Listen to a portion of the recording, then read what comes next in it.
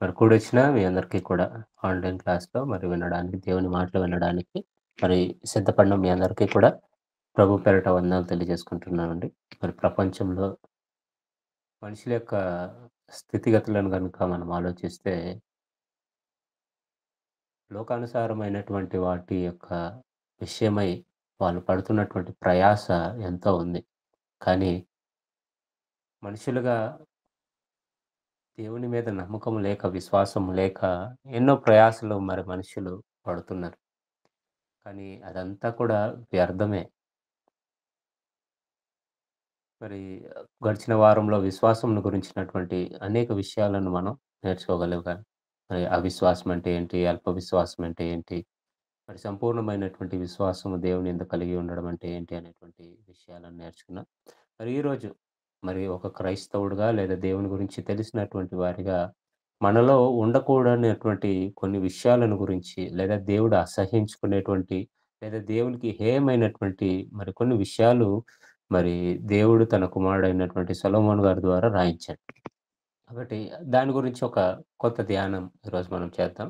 మరి ముందుగా సామెతల గ్రంథం 6వ అధ్యాయము, సామెతల గ్రంథం 6వ అధ్యాయము 16వ వచనం నుండి 19వ వచనం వరకు మనం చదువుకుందాం ప్రియులారా.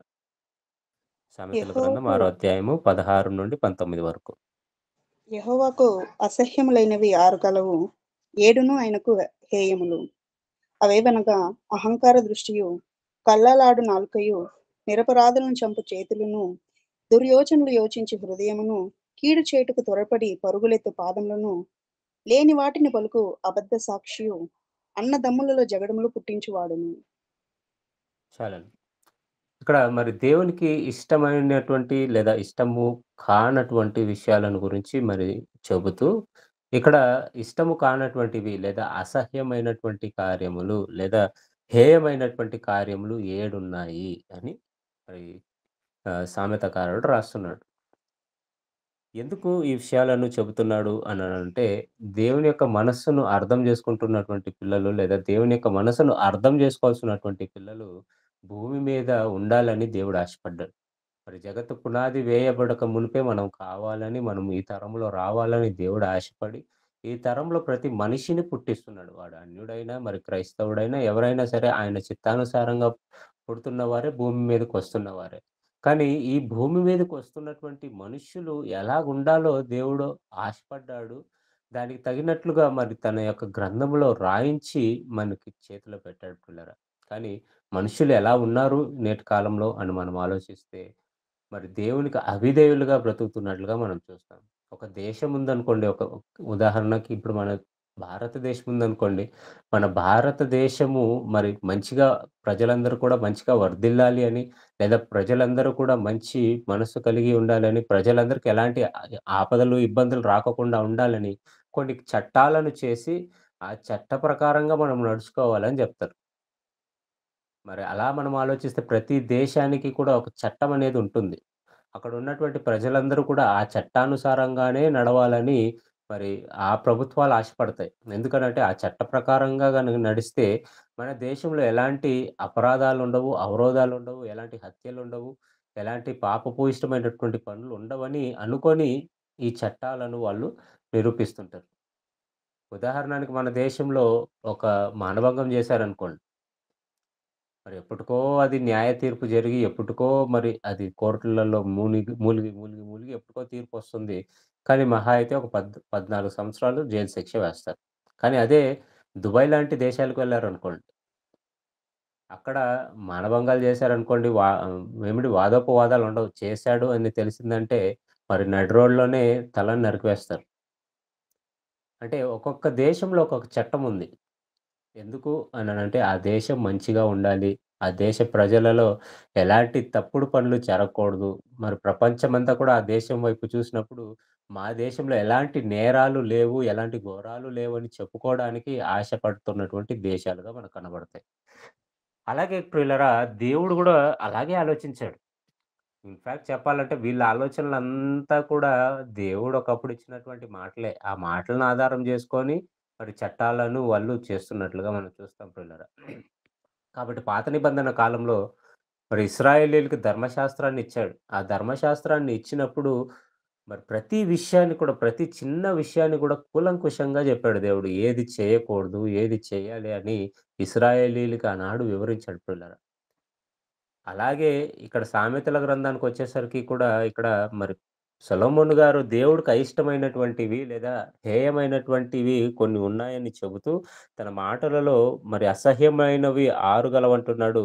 మరి హేయములు 6తో పాటు ఇంకొకటి కలిపి 7 హేయమైనవి అని చెబుతూ కింద మరి దానికి సంబంధించినటువంటి లిస్ట్‌ని ఇస్తున్నట్లుగా మనం చూస్తాం పుల్లారా. ఎందుకు ఈ మాటలు చెప్పాడు అననంటే ఇది ఖచ్చితంగా దేవునికి ఇష్టమైనవి కాదు. కాబట్టి సామెతల గ్రంథంలో రాస్తున్న ప్రతి మాట కూడా దేవునికి ఏది ఇష్టము, మరి బుద్ధిమంతుడు ఏం జేస్తాడు, మూర్ఖుడు ఏం జేస్తాడు, అనేటువంటి విషయాలన్నిటిని కూడా వివరించే ప్రయత్నము సొలొమోన్ గారు జేశారు. ఎప్పటికీ ఒకటి గుర్తుపెట్టుకోండి సొలొమోన్ గారు రాసినటువంటి కీర్తనలు గాని, సామెతలు గాని, ప్రసంగి గ్రంథం గాని, ఇవన్నీ కూడా ఈ గ్రంథాలన్నీ కూడా మరి భూమి మీద ఆయన అనుభవించినటువంటి పరిస్థితులన్నిటిని కూడా మనసులో ఉంచుకొని, మనం ఏది చేయాలో, ఏది చేయకూడదో అని చెబుతున్నటువంటి గ్రంథాలుగా మనకు కనబడతాయి. దేవునికి ఇష్టుడైనటువంటి వాడు ఎలా ఉంటాడు? మూర్ఖుడైనటువంటి వాడు ఎలా ఉంటాడు? భూమి మీద తమ జీవితాలలో సుఖాన్ని అనుభవించాలని ఆశపడుతున్నటువంటి మనుషుల పరిస్థితి ఎలా ఉంటుంది? మరి దేవుని సంతోషపరచాలి అనేటువంటి వాని యొక్క ఆలోచనలు, తలంపులు ఎలా ఉంటాయి? లాస్ట్‌కి ఎవరు వర్ధిల్లుతారు? ఏది వ్యర్థమైనది? ఏది అవసరమైనది? ఇవన్నీ కూడా ఆయన గ్రంథాలలో చెప్తూ ఉంటాడు ప్రియులారా. కాబట్టి చక్కని మాటలు సొలొమోన్ గారి ద్వారా దేవుడు మనకు అందించాడు. కాబట్టి దేవుడికి అయిష్టమైనవేంటో కూడా ఇక్కడ చెబుతూ 7 జెప్పాడు. ఒక్కొక్కటిగా మనం నేర్చుకునే ప్రయత్నం చేద్దాం. మొదటిగా మరి ఆరో అధ్యాయంలో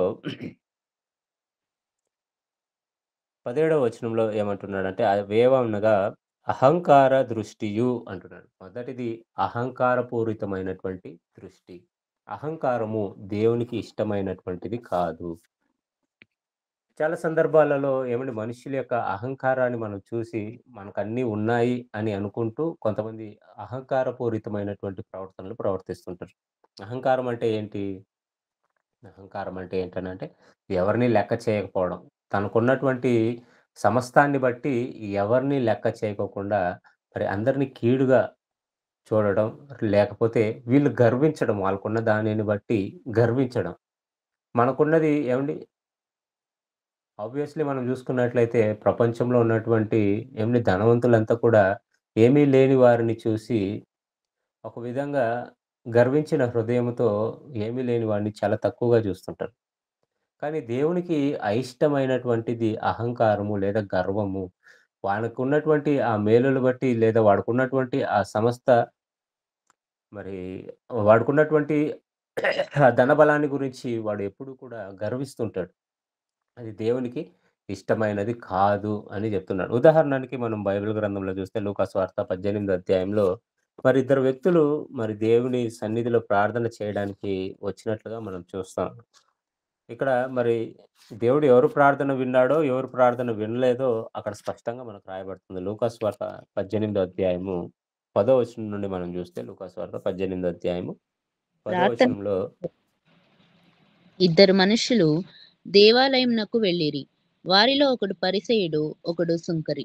పరిసయుడు నిలువబడి, దేవా, నేను చోరులను, అన్యాయస్తులను, వ్యభిచారులైన ఇతర మనుషుల వలెనైనను, ఈ సుంకరి వలనైనను ఉండనందుకు నీకు కృతజ్ఞతాస్తుతులు చెల్లించుచున్నాను.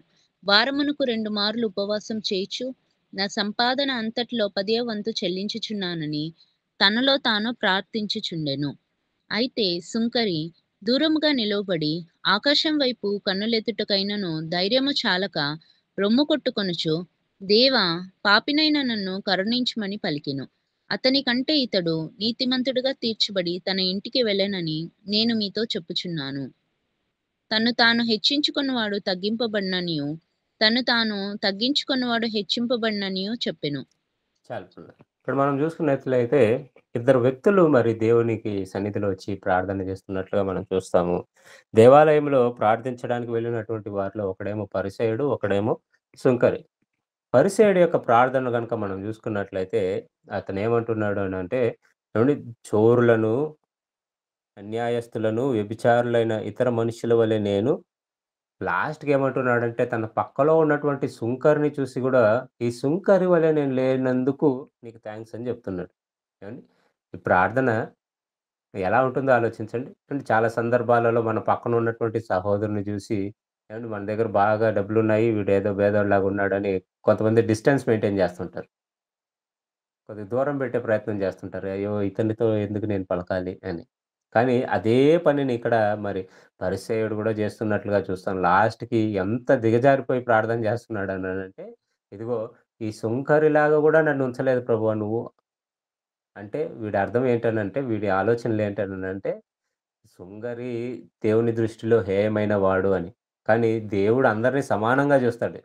దేవుని దృష్టిలో గొప్పవాడని, తక్కువవాడని ఏమి లేదు. కాకపోతే దేవునికి ఇష్టులైనటువంటి వారిని, ఆయన ప్రేమించినటువంటి వారి కొరకు కొన్ని దాచి ఉంచాడు. కొన్ని మేలులను దాచి ఉంచాడు. అవి తన పిల్లలకు మాత్రమే ఇస్తాడు. ఆ విషయంలో దేవుడు భేదభావాలు చూపిస్తాడు. కానీ మనుష్యుల విషయంలో, అందరి విషయంలో ఆయన భేదభావాలను చూపించడు. ఎందుకనంటే అందరి మీద తన కృపా వర్షాన్ని సమృద్ధిగా కుమ్మరింపజేస్తున్నాడు దేవుడు. అన్యాయస్తుడని లేదు. మరి పాపం చేస్తున్నటువంటి వాడని లేదు. ధనవంతుడని లేదు. పేదవాడని లేదు. ఎవరి విషయంలో కూడా ఆయన తారతమ్యాలు చూపించక అందరి విషయంలో సమానంగానే చూస్తున్నాడు దేవుడు. వాళ్ళకి కావాల్సినటువంటి ఆహారాన్ని అనుగ్రహిస్తున్నాడు. వాళ్ళకి కావాల్సినటువంటి నీళ్ళను అనుగ్రహిస్తున్నాడు. వాళ్ళకి కావాల్సినటువంటి గాలిని అనుగ్రహిస్తున్నాడు. వాళ్ళ బ్రతుకుకి అవసరమైనటువంటి ప్రతి వాటిని దేవుడు అనుగ్రహిస్తున్నాడు. కానీ కొందరి విషయంలో మాత్రమే. ఎందుకంటే దేవుడు కొంతమందిని ప్రేమించాడు. ఎందుకు ప్రేమించాడు వాళ్ళని అననంటే, వాళ్ళు దేవుడిని ప్రేమించారు గనుక వాళ్ళని ప్రేమించాడు. అలాంటి వారి విషయంలో కొన్ని మేలులను దాచి ఉంచాడు దేవుడు. అదే పరలోక రాజ్యం అని కూడా మనం చెప్పొచ్చు. అయితే ఇక్కడ ఈ పరిసయ్యుడి యొక్క ప్రార్థన మనం ఆలోచిస్తే ప్రియులారా, ఏవండీ అది మనం చదువుతుంటే మనకు అసహ్యం అనిపిస్తుంటుందేమో గానీ, మరి చాలామంది ఈరోజు చేసే ప్రార్థనలు ఇదేనండి. కానీ తర్వాత ఏం జెప్తున్నాడు ప్రార్థన జేసిన తర్వాత ఆయన కృతజ్ఞతలు చెల్లించి, వారమునకు 2 మార్లు ఉపవాసం ఉంటున్నాను. ఏవండీ? 2 మార్లు ఉపవాసం ఉంటున్నాడంట. మరి తన సంపాదనలో 10వ వంతు ప్రతి ప్రతి నెల చెల్లిస్తున్నాడట. ఏవండీ? గర్వం. నేను ఇదిగో దేవుని మందిరంలో 10వ వంతు నేను తప్పక ఇస్తున్నాను. గర్వం. ఏవండీ ఇవ్వలేనటువంటి వారిని చూసి ఆహా! వాళ్ళివ్వలేరు నేను మాత్రమే ఇస్తున్నానని జెప్పి గర్వపడుతుంటారు చాలామంది. ఏవండీ కొంతమంది కొన్ని పరిస్థితులలో ఇవ్వలేరనుకోండి.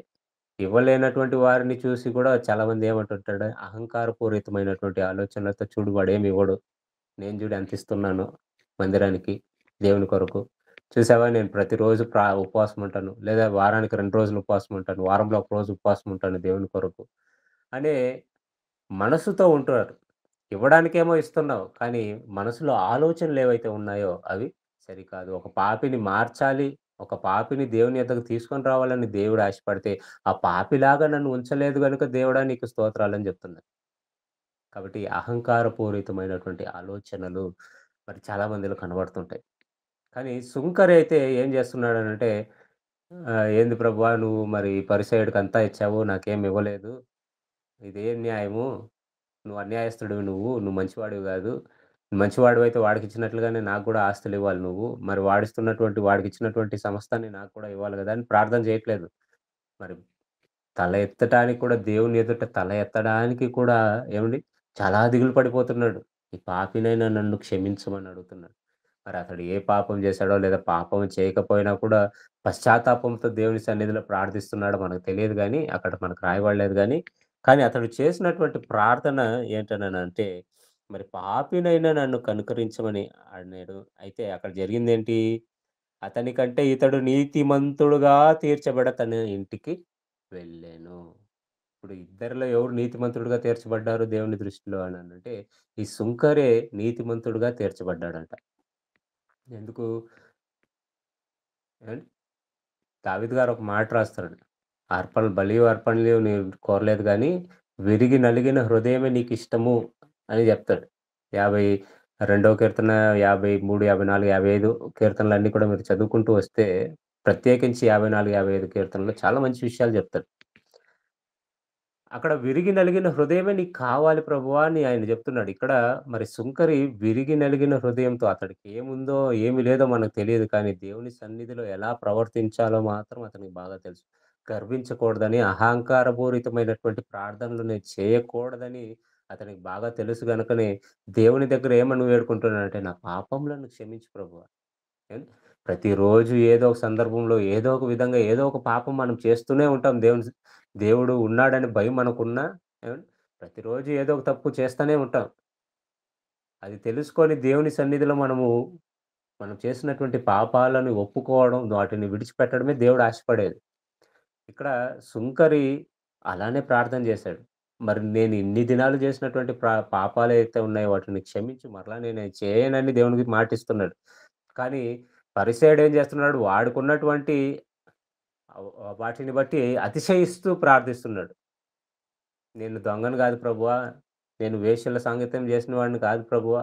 నేను నరహత్య చేసిన వాడిని కాదు ప్రభువా! నేను వ్యభిచారం చేసినటువంటి వాడిని కాదు ప్రభువా!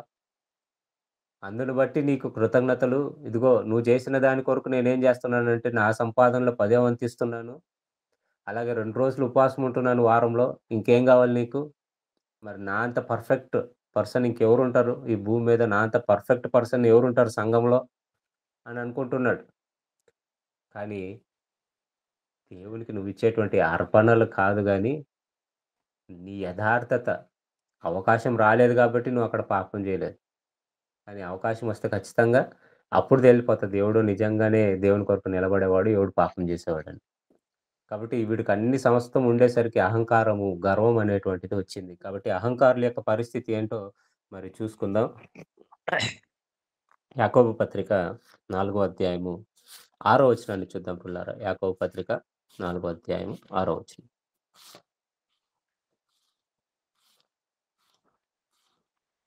యాకోబు పత్రిక 4 అధ్యాయం 6 వచనం. అందుచేత దేవుడు అహంకారులను ఎదిరించి దీనులకు కృప అనుగ్రహించును అని లేఖనము చెప్పుచున్నది. ఇక్కడ మనం చూసుకున్నట్లయితే అహంకారులకట దేవుడేం చేస్తాడంట? అహంకారులను దేవుడు ఎదిరించి దీన మనస్కులకు కృపను అనుగ్రహించును. కాబట్టి సుంకరి అలాగే పరిసయ్యుని యొక్క ప్రార్థనలో మనం చూసుకున్నట్లయితే అహంకారపూరితమైనటువంటి వాడిని దేవుడు ఎదిరించి, మరి తన పాపముల నిమిత్తము ప్రాయశ్చిత్తం కొరకు, పాప క్షమాపణ కొరకు ప్రార్థించినటువంటి సుంకరికి దేవుడు తోడుగా ఉన్నట్లుగా మనం చూస్తాం పిల్లలు. కాబట్టి ఎవరిని గనపరుస్తాడు అనంటే అహంకారులను దేవుడు ఎప్పుడు ఎంకరేజ్ చేయడండి. వాళ్ళని ఎదిరిస్తాడు. అయితే ఆయన ఎదుట దీన మనస్కులుగా ఉన్నటువంటి వారి కొరకు ఆయన ఏం చేస్తాడంటే, ఆయన కృపను ఎల్లప్పుడూ విస్తరింపజేస్తాడు. ఆయన కృపను మీరు పొందుకోవాలి అనంటే ఆయన దృష్టిలో దీన మనస్కులుగా ఉండాలే తప్ప అహంకారులుగా మనం ఉండకూడదు. మరొక మాటను చూసుకుందాం. పేతురు గారు రాసినటువంటి మొదటి పత్రిక 5వ అధ్యాయం 5వ వచనం. పేతురు గారు రాసినటువంటి మొదటి పత్రిక 5వ అధ్యాయం 5వ వచనం. చిన్నలారా మీరు పెద్దలకు లోబడి ఉండుడి. మీరందరూ ఎదుటివాని ఎడల దీన మనస్సు అను వస్త్రమును ధరించుకుని మిమ్మును అలంకరించుకునుడి. దేవుడు అహంకారులను ఎదిరించి దీనులకు కృప అనుగ్రహించును. సేమ్ మాట అక్కడ రాసినటువంటి మాటనే ఇక్కడ పేతురు గారు మరొక విధంగా రాస్తున్నాడు. అదేంటనంటే, మీరు ఎలా ఉండాలి అని చెబుతూ, మీరు దీన మనస్కులను వస్త్రము ధరించుకొని మిమ్మును అలంకరించుకునుడి. ఎవరి విషయంలో? ఎదుటివారి విషయంలో. అహంకారం ఎప్పుడొస్తుందనంటే, తనకు ఉన్న దాన్ని బట్టి అహంకారం రాదు. ఎదుటి వాడిని చూసి వాడికేమీ లేదు, నాకు అన్నీ ఉన్నాయనేటువంటి మనస్సు ఎప్పుడైతే మనకొస్తుందో, అప్పుడు అహంకారం మనలోనికొస్తుంది. కాబట్టి ఎదుటివారి విషయంలో దీన మనస్కులై ఉండి, దీన మనస్సు అనేటువంటి ఒక వరాన్ని ధరించుకొని, వారితో పాటు మీరు కలిసి ఉండండి. అహంకారులుగా ఉండకండి. మీకున్న దానిని బట్టి అహంకారులుగా ఉండకండి. మీ ఎదుట సహోదరుడు ఉన్నటువంటి ఆ సహోదరుని పట్ల దీన మనస్కులై ఉండుడి. వాడికేం లేకపోవచ్చు. వాడికి అవసరమైనటువంటిది ఏది కూడా లేకపోవచ్చు. కానీ అయినా కూడా దేవుడు వాళ్ళని పోషిస్తున్నాడు. వాళ్ళకి తగినంత దేవుడిస్తున్నాడు. కాబట్టి అలాంటి వారిని చూసి మనం అహంకరించి, గర్వించి వారిని మనము దూరం పెట్టుకోకుండా, దీన మనస్సు కలిగి వారిని కూడా మన చెంతకు చేర్చుకొని, వారితో పాటు మనం కలిసిమెలిసి ఉండాలని దేవుడు చెప్తున్నాడు. మనల్ని మనం తగ్గించుకోవాలి. అహంకార భావం మనలో ఉండకూడదని చెప్తున్నాడు. మరొక మాట చూసుకుందాం పిల్లాడు. సామెతల గ్రంథము 16వ అధ్యాయము. సామెతల గ్రంథం 16వ అధ్యాయం 18వ వచనాన్ని చూద్దాం. సామెతల గ్రంథం 16వ అధ్యాయం 18వ వచనం. నాశనమునకు ముందు గర్వము నడుచును, పడిపోవుటకు ముందు అహంకారమైన మనస్సు నడుచును. చాలండి. ఇక్కడ మనం చూసుకున్నట్లయితే నాశనానికి ముందు గర్వం నడుస్తుందంట. ఒకడు పడిపోవడానికి ముందు అహంకార మనస్సొస్తుందంట. ఏవండీ? ఒక గర్వం మనిషిని ఏం చేస్తుంది అనంటే నాశనానికి నడిపిస్తుంది. అహంకారులు ఎలా ఉంటారంటే, అహంకారం అనే మనస్సు ఎప్పుడైతే వస్తుందో వాళ్ళిక పడిపోతారు అని మనం అర్థం చేసుకోవచ్చంట. కానీ పడిపోవడానికి అహంకార మనస్సే ఏం చేస్తుందంటే నిన్ను నడిపిస్తుంది. కాబట్టి అంటే ఎంత ఎత్తుగా మనం ఎదిగామో అనేటువంటిది ముఖ్యం కాదు గానీ, ఎంత మనల్ని మనం దేవుని ఎదుట తగ్గించుకుంటున్నామో అనేటువంటి దానినే దేవుడు చూస్తాడు. ఆ మనస్సునే దేవుడు చూస్తాడు. నాకున్న దానిని బట్టి నేను గర్వించానా? నాకున్న దానిని బట్టి నేను పూరితమైనటువంటి ప్రవర్తనను నేను నడుచుకున్నానా? దేవుడు నన్ను నాశనం చేస్తాడు. నన్ను కిందకి పడవేస్తాడు. ఏవండీ? ఒకప్పుడు ఎంతో గొప్ప గొప్ప వాళ్ళని మనం జూసాం. వాళ్ళు పతనమైనటువంటి స్థితిని గూడా మనం జూసాం. ఉదాహరణకి మనకు బెంగుళూరులో ఒక వ్యక్తి బాగా తెలుసు 'విజయ్ మల్య' గురించి. ఒకప్పుడు వాడికున్నటువంటి ఆస్తిని బట్టి ఎంతో గర్వించాడు. కానీ ఈరోజు విదేశాలకు పారిపోయి తలదాక్కొని ఎప్పుడెప్పుడొచ్చి ఎవరు నన్ను అరెస్ట్ చేస్తారనే భయంతో అక్కడ బ్రతుకుతున్నాడు. మరి ముఖేష్ అంబానీ గురించి తెలిసి ఈ మధ్యనే అతని కొడుక్కి వివాహం జేశాడు. కొన్ని వేల కోట్లను ఖర్చు పెట్టి వివాహం జేశాడు. కానీ ఆ వివాహంలో జరిగిన ఒక సంఘటన ప్రతి మనిషిని యొక్క మనస్సును కలిచివేసింది. ఏంటనంటే తన కుమారుడు వివాహంలో ముఖేష్ అంబానీ యొక్క కుమారుడు వివాహంలో మాట్లాడుతూ తన ఆకారాన్ని మీరు జూసారు లావుగా ఉంటాడు. తనకున్నటువంటి హెల్త్ ప్రాబ్లమ్స్ అది. హెల్త్ ప్రాబ్లమ్స్ వల్ల అతడు అలా అయ్యాడు. అతడు చెబుతూ, చిన్ననాటి నుండి మరి నా దగ్గర బాగా డబ్బుంది. కాబట్టి వీడికేం తక్కువేమి లేదు. వీళ్ళకి బాగానే ఉంది. బాగా సంతోషంగా బ్రతుకుతున్నారు అని మీరందరూ అనుకోవచ్చు. కానీ మా రోజు మా మా బ్రతుకులో ప్రతిరోజు కన్నీళ్లు విడవని రోజు మా తండ్రి గాని, మా తల్లి గాని నన్ను చూసి, నా పరిస్థితిని చూసి కన్నీళ్లు విడవని రోజంటూ లేదు. నా స్థితిని నేను జూసుకొని ఏడవనటువంటి రోజు నా జీవితంలో లేదు. నాకు ఎంత డబ్బున్నా, ఈ డబ్బేది గూడా నన్ను బ్రతికించలేదు, నన్ను కాపాడలేదు. నాకున్నటువంటి ఆరోగ్య సమస్యలను అవి పూర్తిగా నయం చేయలేకపోయిందని జెప్పి అతడు స్టేట్‌మెంట్ ఇస్తే, అతని తండ్రి మరి అన్ని వేల మంది గెస్టుల మధ్యలోనే ఏడ్చినటువంటి సందర్భం ఉంటుంది ప్రియులారా.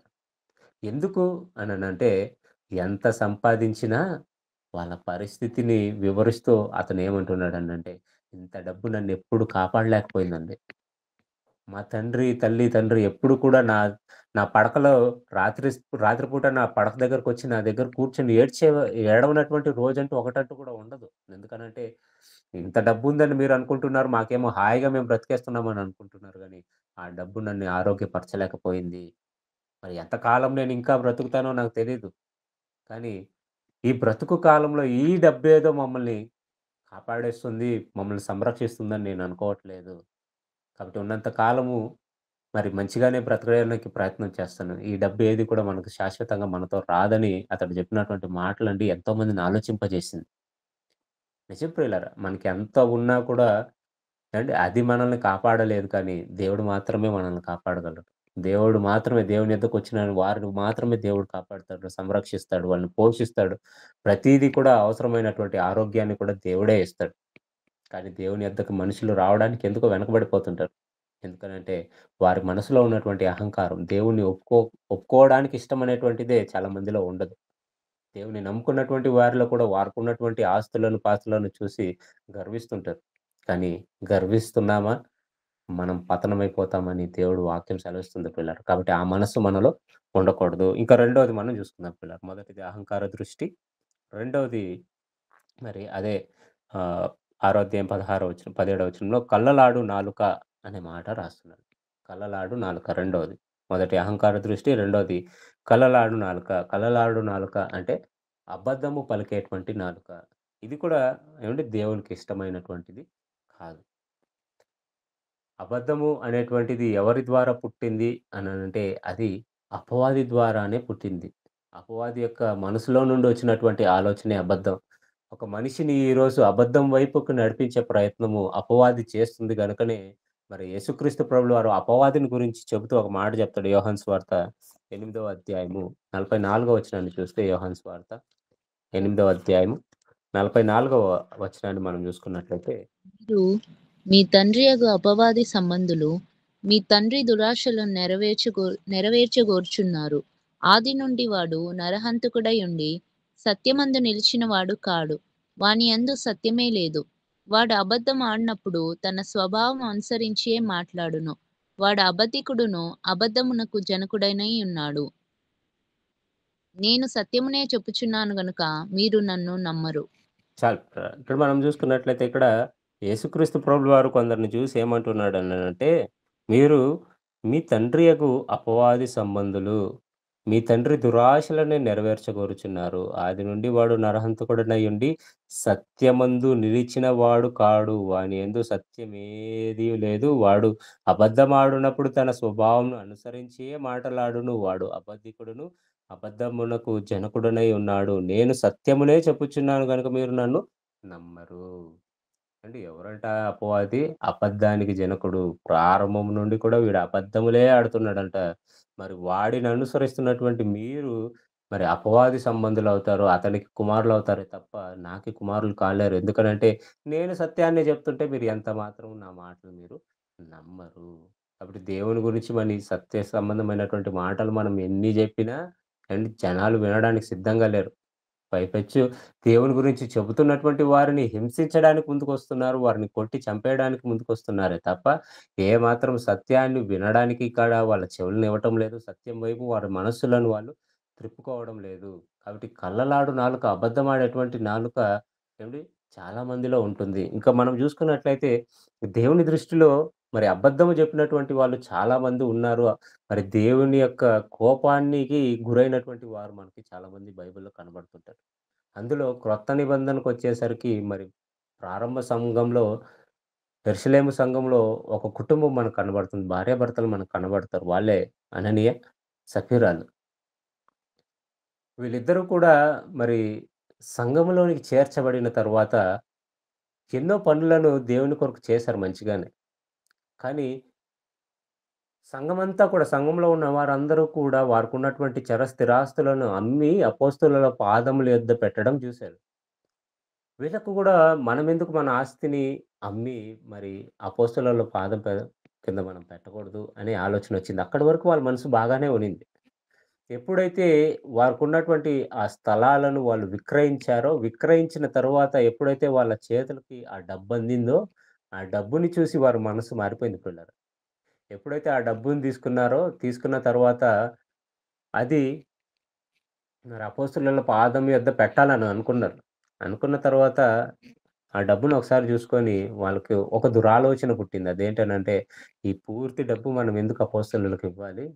కొంత మనం పెట్టుకుందాం. కొంత మనం పెట్టుకొని మిగతాది అపోస్తలులకిచ్చేద్దాం. పేతురు దగ్గరికి వెళ్ళిపోయి ఇచ్చేద్దాము అనేటువంటి ఒక దురాలోచన పుట్టింది.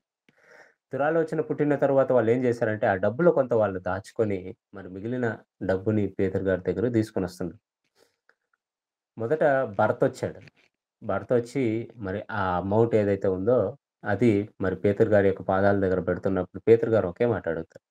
"ఇంతకే మీరు విక్రయించారా?" అని అడుగుతాడు. మరి అప్పుడే గనుక ఒకవేళ అతను "ఇంతకే విక్రయించాను పేతురు గారు. మరి ఇంతే వచ్చింది" అని చెప్పకుండా, "ఇంత గాదు. ఇంకొంచెం మా అవసరాల కొరకు మేము ఎత్తిపెట్టుకున్నామండి. ఇదిగో మిగిలింది మేము తీసుకొనొచ్చి ఇచ్చాము. మరి మిగిలిన శిష్యులు ఎవరైతే ఉన్నారో వారు పాపం అంతా అమ్మి తెచ్చి మీ దగ్గర పాదం కింద పెట్టారు. కానీ మేమైతే మాకు కొన్ని అవసరతలు ఉండే దానిని బట్టి మేము కొంత ఉంచుకొని మిగతాది మేము తెచ్చాం పేతురు గారు" అని అనుంటే, మరి చక్కగా పేతురు గారు గూడా అప్రిషియేట్ జేసేవాడు. దేవుడు గూడా అప్రిషియేట్ జేసేవాడు. ఎందుకనంటే దేవుడు ఎక్కడ నియమం పెట్టలేదండి. మీరు ఆ ఆస్తులన్నిటిని అమ్మేసి దేవునికివ్వాలని దేవుడు నియమం పెట్టలేదు. అది ఆజ్ఞ గాదు. కానీ వాళ్ళు ప్రారంభ శతాబ్దంలో ఉన్నటువంటి క్రైస్తవులు వాళ్ళ ఆసక్తి. ఇంక మేమెప్పుడు ఎల్లకాలము ఇదిగో దేవుని సంఘంలోనే మేము ఉండబోతాం. దేవుని సంఘముతోనే మేము ఉండబోతాం గాబట్టి, మరి అక్కడున్నటువంటి ఆస్తులను మేము బెట్టుకొని మేమేం జేసుకోవాలి? అని చెప్పి వాళ్ళంతా అమ్మేసి తీసుకొనొచ్చి ఇక్కడ పెట్టేశారు. అలాగే అననీయ, సపీరాలు కూడా మరి అమ్మి ఇవ్వాలని ఆశపడ్డారు. కానీ తీరా పేతురు దగ్గరికొచ్చేసి ఒక అబద్ధాన్ని జెప్పాడు ప్రియులారా. అబద్ధాన్ని జెప్పినప్పుడు మరి పేతురు గారు వెంటనే ఏమంటున్నాడన్నానంటే, "పరిశుద్ధాత్మకు ఎందుకు విరోధంగా నువ్వెందుకు నడుచుకున్నావు?"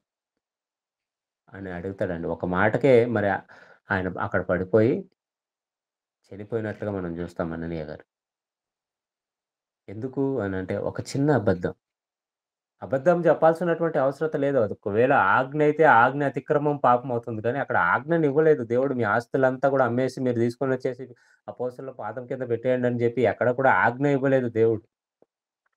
మీ ఆసక్తిని బట్టి ఇవ్వమన్నాడు. కాబట్టి వీరందరూ కూడా వారి వారి ఆసక్తిని బట్టి అంతా ఇచ్చేశారు. ఈయన కూడా ఆయన ఆసక్తిని బట్టి నేను కొంత ఇస్తున్నానని ఇచ్చున్నా కూడా బాగుండేది. కానీ ఇంతకే అమ్మాను, ఇంతకే అమ్మానని జెప్పి మరి అబద్ధం జెప్పేసరికి ఒక అబద్ధము తన జీవితాన్నే నాశనం జేసినట్లుగా మనం జూస్తాం పిల్లరా.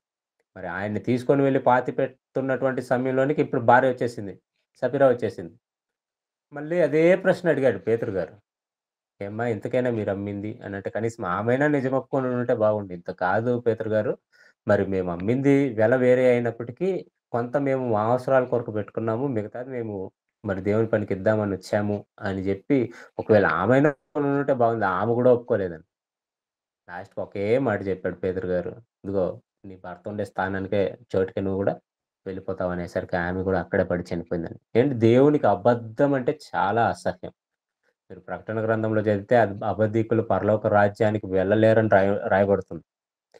కాబట్టి ఎవరెవరు దేవుని దృష్టిలో అసహ్యులు అనంటే మొదట అహంకార దృష్టి గలవారు. రెండవది అబద్ధపు మాటలను పలికేవారు. దేవుని దృష్టిలో అబద్ధ మాటలను పలికేవారంటే దేవునికి చాలా అసహ్యమండి. కాబట్టి అబద్ధం ఆడిన వారు మనకు చాలా మంది కనపడతారు బైబిల్‌లో. వాళ్ళందరి గురించి మనం నేర్చుకుంటే మనకు సమయం సరిపోదు గానీ, అననీయ, సఫీరాల విషయంలో దేవుడు చేసింది మనకు గుర్తుంటే, మరి దేవుని విషయంలో మనం ఎప్పుడు కూడా అబద్దాలాడకూడదు. ఒకవేళ మీరు రాలేరనుకోండి, దేవుని సన్నిధికి మీరు రాలేరనుకోండి, అబద్ధం చెప్పకూడదు. నాకు ఆరోగ్యం బాగలేదండి, ఏదో పనుందండి రాలేనండి అని మనం చెప్పకూడదు. ఉన్నది ఉన్నట్టుగా చెప్పండి. ఏండి ఈరోజు దేవుని సన్నిధికి పలానా కారణం చేత మేము చాలా మందికి ఒక అలవాటుంటది. అస్సలు చెప్పరండి. దేవుని సంఘానికి రాకపోతే కొంతమంది అస్సలు చెప్పరు. మేము రాలేము అనే మాట కొంతమంది చెప్పరు. కానీ అది అలవాటు జేసుకోండి. ఒకవేళ మీరు రాలేని పక్షంలో ఎందుకు రాలేదో కారణం జెప్పండి. నిజాన్నే జెప్పండి. అబద్ధం జెప్పకండి. మీరు చెప్పకపోయినా అబద్ధమవుతుంది. మీరు మరి చెప్పడంలో అబద్ధం జెప్పినా అబద్ధమవుతుంది. ఎందుకు రాలేని పరిస్థితులలో ఉన్నారో చెప్పండి. దేవుని సన్నిధికి ఎందుకు రాలేకపోతున్నారో చెప్పండి. ఒకవేళ మీరు చెప్పలేదంటే మీరు అబద్ధం ఆడుతున్నట్లుగానే దేవుని దృష్టిలో. కాబట్టి అబద్ధము దేవునికి అయిష్టమైనది పిల్లరా. అబద్ధం విషయంలో దేవుడు ఎప్పుడు కూడా మరి ఇష్టపడేవాడు కాదు. అది అబద్ధం గురించి. కల్లలాడు నాలుకల గురించి. ఇంక మూడోదిగా మనం జూసుకున్నట్లయితే, నిరపరాధులను చంపు చేతులు. నిరపరాధులను చంపు చేతులు. ఏవండీ నిరపరాధులను చంపు చేతులు. నిరపరాధులు అంటే ఎవరు? అంటే ఏ అపరాధము చేయనటువంటి వారు అని మనం అనుకుంటుంటాం. అది కరెక్టే. నిరపరాధులంటే ఏ అపరాధములు చేయనటువంటి వారు. అది లోక దృష్టికి. దేవుని దృష్టికి గూడా నిరపరాధులు కొంతమందుంటారు. నిరపరాధులను గురించి లేదా అపరాధములు చేయనటువంటి వారి గురించి చెబుతూ, మరి ఈ నిరపరాధులను చంపే చేతులు కొన్నున్నాయి. చేతులు కొన్నున్నాయి అని జెప్తున్నాడు. దీని గురించి యెషయా గ్రంథము 59 అధ్యాయంలో ఒక మాటను మరి దేవుడు రాయిస్తాడు చూద్దాం. యెషయా గ్రంథం 59 అధ్యాయము మొదటి వచనం. యెషయా గ్రంథం 59 క్షమించాలి. 59 అధ్యాయం మొదటి వచనం. రక్షింపనేరక ఇండునట్లు ఆ యెహోవా రక్షింపనే హస్తము కురుచ కాలేదు. విననేరక ఎండినట్లు ఆయన చెవులు మందము కాలేదు. మీ దోషములు మీకును మీ దేవునికి అడ్డంగా వచ్చును. మీ పాపములు ఆయన ముఖమును మీకు మరుగుపరచును. గనుక ఆయన ఆలకింపకున్నాడు. అలాగే ఏడో వచనం చూద్దాం పిల్లలు. వారి కాళ్ళు పాపము చేయ పరిగెత్తుచున్నవి. నిరపరాధులను చంపుటకు అవి త్వరపడును. వారి తలంపులు హేతుకమైన తలంపులు. పాడును నాశనమును వారి త్రోవలలో ఉన్నవి. చాలు పిల్లలు. ఇక్కడ మనం జూసుకున్నట్లయితే కొంతమందిని గురించి చెబుతూ మరి యెషయా గ్రంథంలో దేవుడు ఏమని రాయిస్తున్నాడు అని మనం ఆలోచిస్తే పిల్లరా, మొదటి వచనంలో ఏమంటున్నాడంటే, రక్షింపనేరక ఉండునట్లు యెహోవా హస్తములు కురుచుగా లేదు. విననేరక ఉండునట్లు ఆయన చెవులు మందము కాలేదు. మీ దోషములు మీకును మీ దేవునికి అడ్డముగా వచ్చుచున్నవి. మీ పాపములు ఆయన ముఖమును మీకు మరుగు చేయుచున్నది గనుక ఆయన ఆలంక ఆలంక ఆలకింపనున్నాడు అని రాస్తున్నాడు పిల్లరా. ఇక్కడ మనం జూసుకున్నట్లయితే దేవుడు మరి మనకు సహాయం చేయడానికి దూరంగా లేడు. చాలా దగ్గరలోనే ఉన్నాడు. కానీ మనం చేస్తున్నటువంటి దోషపు క్రియలు గాని, లేదా మనం చేస్తున్నటువంటి పాపములు గాని ఆయనను మరుగు చేస్తున్నాయి. ఈ పాపాలేం చేస్తున్నాయంటే మన ప్రార్థన గాని, మన ఆలోచనలు గాని దేవుని సన్నిధికి వెళ్ళనివ్వకుండా చేస్తున్నాయి. ఎందుకు అని ఏడో వచనంలో చెప్తున్నాడు. ఏడో వచనం వీళ్ళేం చేస్తారట? వారి కాళ్ళు పాపము చేయుటకు పరుగెత్తుచున్నవి. నిరపరాధులను చంపుటకు అవి త్వరపడును. వారి తలంపులు పాపము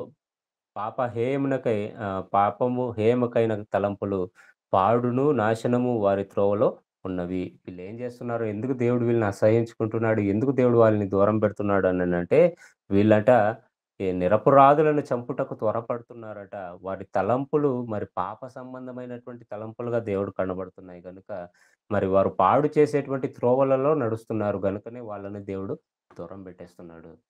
కాబట్టి దేవునికి అయిష్టమైనటువంటిదేంటంటే మరి హత్య చేయడం. హత్య చేయడం అంటే నిరపరాధులను చంపడం దేవునికి అయిష్టం. మరి నిరపరాధులు ఎవరు? మరి హత్య ఏంటి? ఏవండీ మేము ఏ హత్య చేయలేదు. మేము ఎవరిని హత్య చేయలేదు గదండీ! అని అంటారా? మరి హత్య చేయడం అంటే దేవుని దృష్టిలో ఏంటో మనం జూసుకున్నట్లయితే యోహాను గారు రాసినటువంటి మొదటి పత్రిక 3వ అధ్యాయము 15వ వచనాన్ని చూద్దాం పిల్లలు. యోహాను గారు రాసినటువంటి మొదటి పత్రిక 3వ అధ్యాయము 15వ వచనం.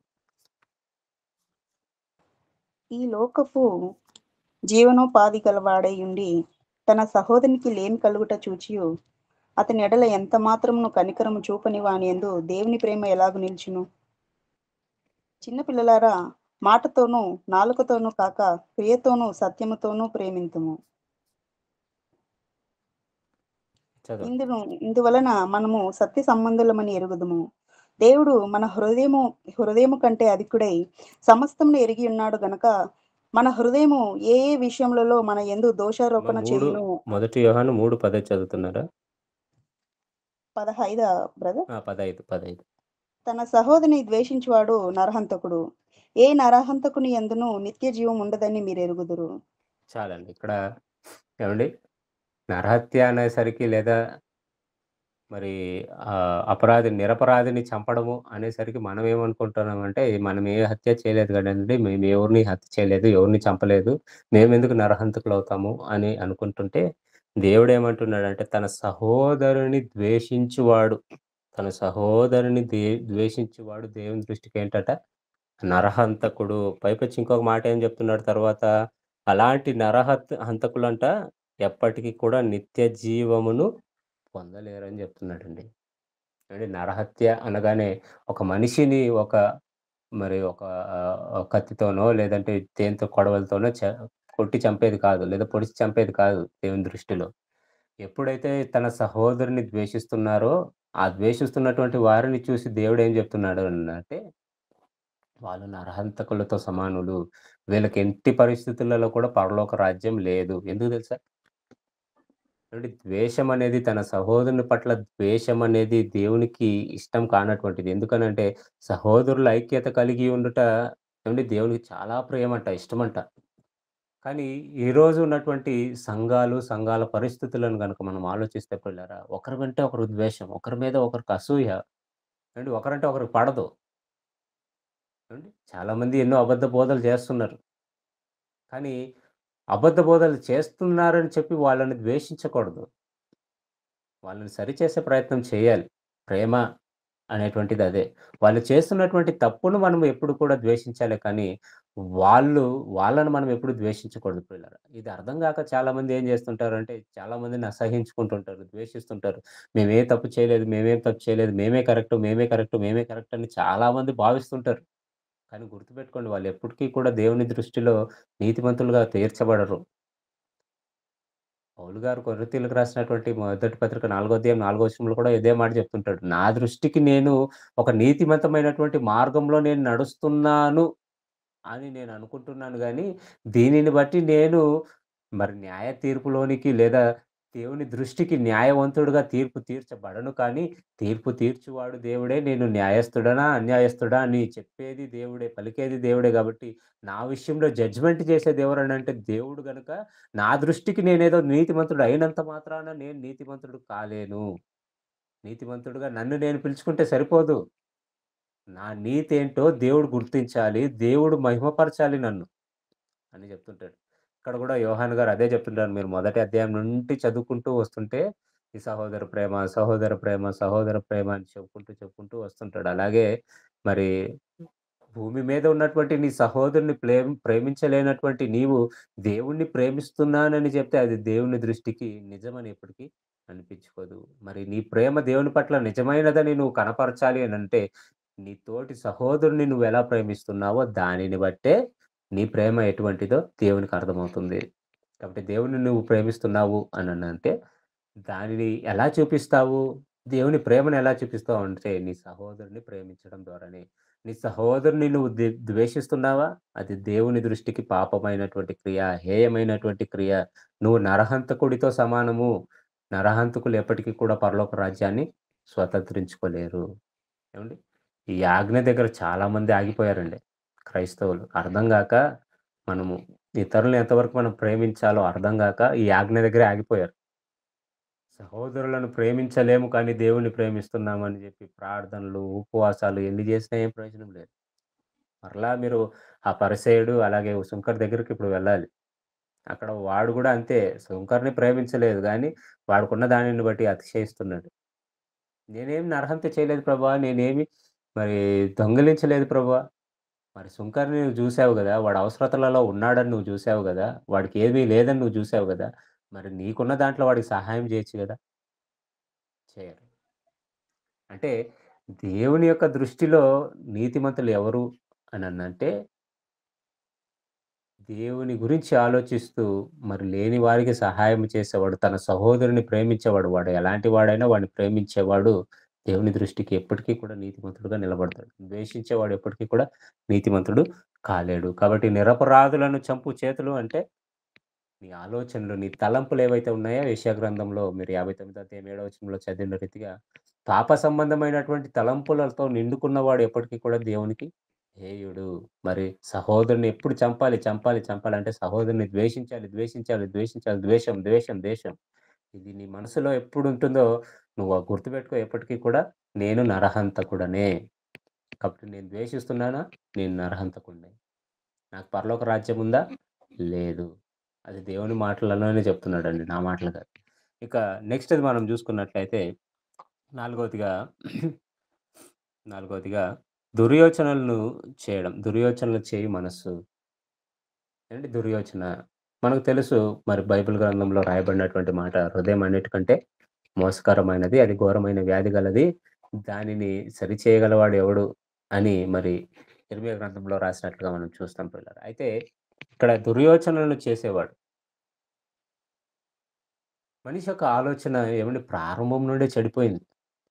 అండి ఎప్పుడో తర్వాత కాలంలో చెడిపోయింది. వాడు పెద్దవాడైనప్పుడు చెడిపోయిందనేది కాదు. మరి మీరు ఆదికాండం 8 అధ్యాయం 21 వచనంలో చూసుకున్నట్లయితే అది ఎప్పటి నుండి చెడిపోయిందట? ఆదికాండం 8 అధ్యాయం 21 వచనంలో అప్పుడు యెహోవా ఇంపైన సువాసన నాగ్నురించి ఇక మీదట నరులను బట్టి భూమిని మరలా శపించెను. ఎందుకనగా నరుల హృదయాలోచన వారి బాల్యం నుండి చెడ్డది. నేను ఇప్పుడు చేసిన నరుల ప్రకారం హృదయాలోచన ఎప్పటి నుంచి చెడ్డదంట? బాల్యం నుండే చెడ్డది. ఏవండీ దురాలోచనలతో కూడి ఉన్నటువంటి మనస్సు ఏదైతే ఉందో అది దేవునికి అయిష్టమైనది. అంటే దురాలోచన చిన్ననాటి నుండే దురాలోచనలా? అవునండి. మీరు సొదొమ, గొమొర్రా పట్టణాల విషయంలో మీరు ఆలోచించినప్పుడు ఏవండీ చిన్న పిల్లలు కూడా పాపము చేయడానికి ముందుకొచ్చినటువంటి సందర్భాన్ని మనం అక్కడ చదువుతాం. చిన్న పిల్లలా? ఏంటి చిన్న పెద్ద తేడా లేదా? ఏమీ లేదండి. చిన్న పిల్లలు గూడా పాపం చేయడానికొచ్చారు అననంటే, మరి దేవుడు చెప్పినటువంటి మాటేంటి? వారి హృదయాలోచనలు ఎప్పటి నుంచి చెడువైనదిగా కనబడుతున్నాయంటే, బాల్యం నుండే చెడ్డదిగా కనబడుతుందంట దేవుని దృష్టికి. మరి వాళ్ళు పెరుగుతున్నటువంటి ఆ కాలంలోనే వారి దృష్టి మరి చెడు దృష్టిగా మలుచుకుంటున్నారు. వారి ఆలోచనలు చెడు ఆలోచనలుగా మలుచుకుంటున్నారు. వారి క్రియలు చెడుగా మలుచుకుంటున్నారు. ఈరోజు మనం చూడండి, ఒకనాడు ఏవండీ? ఈ లవ్వులు, గివ్వులు అంటే ఏదో ఏవండీ కాలేజీకెళ్ళి స్కూల్ కాలమంతా అయిపోయిన తర్వాత కాలేజీలకి వెళ్ళిన తర్వాత అయి కనిపించాయి మనకెక్కువగా. ఈరోజు ఏవండీ చిన్న పిల్లలు గూడా ఏవండీ మరి ఈ మధ్య కాలంలో ఒక బోధకుడు చెప్తుంటే విన్నాను. ఇద్దరు ఆ బోధకుడు ఆ రోడ్ మీద వెళ్తున్నాడంట. వెళ్తుంటే ఇద్దరు చిన్న పిల్లలు గొడవ గొడవ పడుతున్నారంట. ఒక అమ్మాయి పక్కలో నిలబడుకొని ఉంది. ఇద్దరు చిన్న పిల్లలు గొడవ పడుతున్నారంట. ఒక స్కూల్ పిల్లలే, ఒక క్లాస్‌మేట్సే. ఎందుకురా గొడవ అని దగ్గరికి వెళ్లి చూసి అడిగితే, వీడు నా గర్ల్ ఫ్రెండ్ దగ్గర ఏండి పెన్సిల్ తీసుకున్నాడు. వీడెందుకు తీసుకుంటాడు నా గర్ల్ ఫ్రెండ్ దగ్గర? నేను తీసుకోవాలి గానీ వాడెందుకు తీసుకుంటున్నాడని గొడవ ఆడుతున్నాడంట. వీడు నేను ఏదో అడిగాను తీసుకున్నానని రాసుకుంటున్నాను అంకల్ నన్ను కొడుతున్నాడు వీడు తీసుకున్నందుకు అని వీడు చెప్తున్నాడంట. ఏండి గర్ల్ ఫ్రెండ్ ఆ వయసుకే, ఏండి స్కూల్ పిల్లలకే. అవునండి. ఏవండి విచిత్రంగా మారిపోతుంది. మన చుట్టూ ఉన్న ప్రపంచాన్ని మనం ఆలోచించినప్పుడు చాలా దారుణంగా మారిపోతుందండి. చిన్న పిల్లల్లో ఇలాంటి ఆలోచనలేంటండి? కామ సంబంధమైనటువంటి ఆలోచనల్లో పెరిగిపోతున్నారు. ఏవండి చేయరానటువంటి హేయ క్రియలు ఎవరు చేస్తున్నారు ఈ కాలంలో అని మనం ఆలోచిస్తే పెద్దలు కాదండి పిల్లలే. అందుకని దేవుడేమన్నాడంటే నరుల చెడుతనము ఎప్పటి నుండి వాళ్ళ హృదయాలలో బలంగా నాటుకుపోతుంది అననంటే బాల్యం నుండి. అందుకనే కీర్తనకారుడు ఒక మాటను రాస్తాడు 119వ కీర్తనలో వాక్యమును గురించి చెబుతూ 119వ కీర్తన 11వ వచనాన్ని గనుక మనం చూసుకున్నట్లయితే నీ 11వ ఎదుట వచనం. నేను పాపం నీ ఎదుట నేను పాపము చేయకుంటున్నట్లు నా హృదయంలో నీ వాక్యము ఉంచుకొని ఉన్నాను. చాలండి. ఇప్పుడు పాపము చేయకోకుండా నేను ఉండాలి అననంటే, నా హృదయంలో ఉన్నటువంటి దురాలోచనలన్నిటిని నేను తీసుకోవాలంటే, నా హృదయంలో ఏముండాలని జెప్తున్నాడు? నీ వాక్యం ఉండాలి. నీ వాక్యముతో నా హృదయాన్ని నేను నింపుకోగలిగితే, నేను ఏ సందర్భంలో కూడా నేను పాపము చేయను. అండి. దేవుడు ఎందుకు మీరు చిన్ననాటి నుండే దేవుని మాటలను మీ పిల్లలకు నేర్పించండి, నేర్పించండి, నేర్పించండి అని ఎందుకు జెప్తున్నాడు జెప్పండి? మనుషులకి అర్థం గాలేదు దేవుడు ఏంటో, ఎందుకు చెప్తున్నాడో, ఏవండి బైబిల్‌లో రాయబడినటువంటి వాక్యాలు ఎందుకో రాస్తాడులెండి. అవి మనకు అన్వయించేవి గాదండి, మనకు సంబంధించినవి గాదని అనుకుంటున్నారు. చిన్ననాటి నుండే దేవుని మాటలను ఎందుకు నేర్పించమంటున్నాడు? ఆ మాటలు వారి హృదయాలలో ఉంటే పెద్దయినా కూడా వాళ్ళు పాపం చేయరు పిల్లలు. పాపము చేసేటువంటి మనస్సు వాళ్ళకి రాదు గనుక, ఇక్కడగా ఈ కీర్తనకారుడు ఏమంటున్నాడంటే, నేను పాపము చేయకుండునట్లు నా హృదయంలో నీ వాక్యమును నింపుకోవాలి, నింపు అంటున్నాడు. మరి అదే మాటనే దేవుడు చెప్పాడు. చిన్ననాటి నుండి మీ పిల్లల యొక్క హృదయంలోనికి నా మాటలను చెప్పండి. వాళ్ళు పెద్దవాళ్ళైనప్పుడు ఆ మాటల్లో నుండి తొలగిపోరని చెబుతున్నా, చాలామంది తల్లిదండ్రులకు అశ్రద్ధ. ఇంకా చిన్న పిల్లోడులెండి ఇప్పుడేం నేర్చుకుంటాడు వాక్యాలు దేవుని గురించి ఇప్పుడేం నేర్చుకుంటాడండి. ఇంకా సమయం ఉంది గదండీ! ఏదో ఒక రోజు నేర్చుకుంటాడులెండి అని అశ్రద్ధ చేస్తుంటారు పిల్లల విషయంలో. కానీ ఈ కీర్తనకారుడు ఏమంటున్నాడంటే, నీ వాక్యమును నేను నింపుకున్నప్పుడు మాత్రమే నా హృదయంలో పాపపు ఆలోచనలు ఉండవు. పాపపు ఆలోచనలు, ఆ తలంపులు నాలోనికి రావు. దుర్యోచనలు నా హృదయంలోనికి రావు. కాబట్టి నీ వాక్యం అవసరమయ్యా అంటున్నాడు. దావీదు గారు కూడా మరి 57వ కీర్తనలో ఒక మాట రాస్తాడు చూడండి. 57వ కీర్తన 3వ వచనంలో. 57వ కీర్తన 3వ వచనం. ఆయన ఆకాశం నుండి ఆజ్ఞ ఇచ్చి నన్ను రక్షించును. నన్ను మృంగగోరు వారు దూషణలు పలుకున్నప్పుడు దేవుడు తన కృపా సత్యములను పంపును. ఏమండి ఆకాశం నుండి ఏం చేస్తున్నాడంట? ఆయన ఆజ్ఞలనిస్తున్నాడంట. ఆజ్ఞలు, ఆయన మాటలను ఆయన ఇస్తున్నాడు. ఆయన ఇస్తూ ఏం చేస్తున్నాడంటే, నన్ను మింగువేయువారు దూషణలు పలుకుచున్నప్పుడు, దేవుడు తన కృపా సత్యములు పంపును. తన కృపా సత్యములు నా పట్ల ఆయన విస్తరింపజేస్తాడు. తన ఆజ్ఞలను పంపిస్తాడు. నా పట్ల ఎవరైతే మరి దురాలోచనలు కలిగి ఉంటున్నారో, వారిని నివారణ చేయడానికి దేవుడు నాకు తోడుగా ఉన్నాడు. ఏవండీ? దురాలోచనలు మనలో ఉండకూడదు అననంటే దేవుని ఆజ్ఞలు మనలో ఉండాలి. ఎప్పుడైతే దురాలోచనలు మనలో ఉండవో దేవుడు మనకు తోడుగా ఉంటాడని వాగ్దానం చేస్తున్నాడు. ఒక దావీదు గారికి దేవుడు అలాగే తోడుగా ఉన్నట్లుగా మనం చూస్తాం. కాబట్టి మన విషయంలో కూడా దేవుడు మనకు తోడుగా ఉండాలి అనంటే దురాలోచనలు మనలో ఉండకూడదు. పాపపు ఆలోచనలు మనలో ఉండకూడదు. సో, పాపపు ఆలోచనలు మనలో ఉండకూడదనంటే మన హృదయంలో దేవుని వాక్యము ఉండాలి. కాబట్టి దురాలోచనలు ఎప్పటికి కూడా మనం చేయకూడదు పిల్లరా. ఇంకా మరొక మాటను మనం చూసుకున్నట్లయితే ఎఫెసీయులకు రాసినటువంటి పత్రిక 4వ అధ్యాయము 26వ వచనంలో ఎఫెసీయులకు రాసినటువంటి పత్రిక 4వ అధ్యాయం 26వ వచనం. కోపపడుడి గాని పాపము హ్మ్. చేయకుడి. సూర్యుడు అస్తమించే వరకు మీ కోపం నిలిచి ఉండకూడదు. ఏవండీ ఇక్కడ ఏం చెప్తున్నాడు? మీ కోపం గురించి ఒక మాట చెప్తూ ఏవండీ దురాలోచనలు ఎప్పుడొస్తాయి ఒక మనిషికి అననంటే తను పండుకున్నప్పుడండి. పండుకున్న తర్వాత ఏవండీ ఇప్పుడు ఉదయం నుండి మనం అన్ని పని బాటలు చేసుకుంటాం. అన్ని పని బాటలు చేసుకుంటూ మన పని బాటల యందు మనము ఏమంటే బిజీగా ఉంటాం. కానీ రాత్రి ఎప్పుడైతే మనం పండుకుంటామో, పండుకున్న తర్వాత ఆ రోజు జరిగిన విషయాలన్నిటిని కూడా మనం నెమరు వేసుకుంటుంటాం. ఈరోజు ఏమేమి జరిగింది? ఏమేమి జరిగిందని. ఎవరైనా మన పట్ల అన్యాయంగా నడుచుకున్నారనుకోండి, అప్పుడు వెంటనే వారి పట్ల మనకేమొస్తుంది? కోపమొస్తుంది. కానీ ఇక్కడ మరి పౌలు గారు ఏమంటున్నారంటే, కోపపడుడు కానీ అన్యాయం చేయకండి, పాపము చేయకండి. కాబట్టి మీ పాపము లేదా మీ మీ కోపము ఎప్పటి వరకు ఉండాలి అననంటే, సూర్యుడు అస్తమించు లోపల మీ కోపాన్ని మీరు విడిచిపెట్టేసేయాలి. మీ ఆలోచనల వరకు మీరు పడుకుంటున్నప్పుడు వస్తున్నటువంటి ఆలోచనల వరకు మీ కోపాన్ని తీసుకొని రాకండి. ఎందుకనంటే అది మీ చేత పాపాన్ని చేస్తుంది. ఏవండీ ఎప్పుడైతే మనకు మనసులో కోపం అనేది వస్తుందో, కోపం వచ్చినప్పుడు ఎలాగైనా సరే ప్రతీకారాన్ని ఆశిస్తుంది మన ఆలోచనలు.